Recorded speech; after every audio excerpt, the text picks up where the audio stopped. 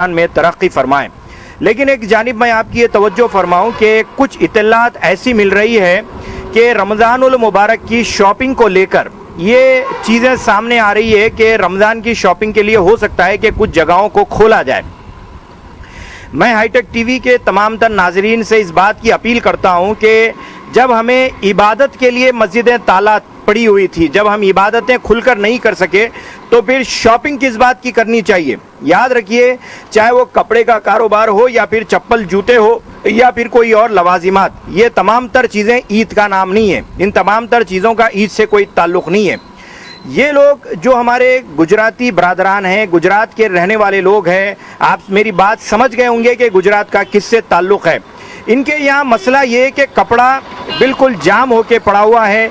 कपड़ा बिकना ज़रूरी है, क्योंकि अगर कपड़ा बन के एक साल में अगर बिकता नहीं है तो ये कपड़े में बोबास पैदा हो जाती है, कपड़ा जो है डेड होना शुरू हो जाता है। तो लिहाजा इनके लिए कपड़ा बेचना बहुत ज़रूरी है, और कपड़ा बेचने के लिए रमज़ान और दीपावली से कोई अच्छा मौका होता नहीं है। तो अब दीपावली तो है नहीं, बचा रमज़ान।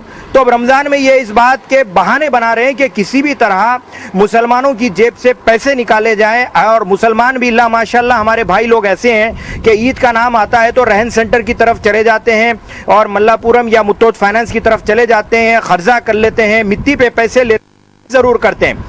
तो मैं आप तमाम से अपील करता हूं कि लॉकडाउन में जैसे तैसे ज़िंदगी गुजर रही है, गुजार लीजिए, लेकिन लॉकडाउन के 6 महीने के बाद तक मार्केट का संभलना मुश्किल है। किसे काम मिलेगा नहीं मिलेगा उसकी कोई गारंटी नहीं है, आपकी नौकरी रहेगी या नहीं रहेगी उसकी भी कोई गारंटी नहीं है, आपका घर चलेगा या फिर आपको भूखा रहना पड़ेगा इसकी भी कोई गारंटी नहीं है।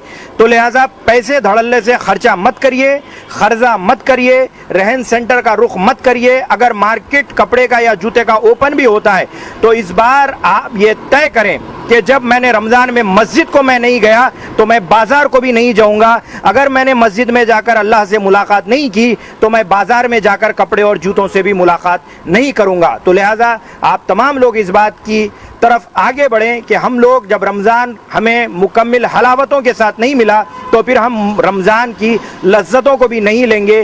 रूहानी लज्जतें ज़रूर लेंगे, लेकिन ज़ाहिरी कपड़े जूते लत्ते की लज्जतों से हम इज्तनाब करेंगे, इससे बचेंगे और क़र्ज़े में ना खुद डूबेंगे ना उम्मत को डूबने की तरफ ले जाएंगे।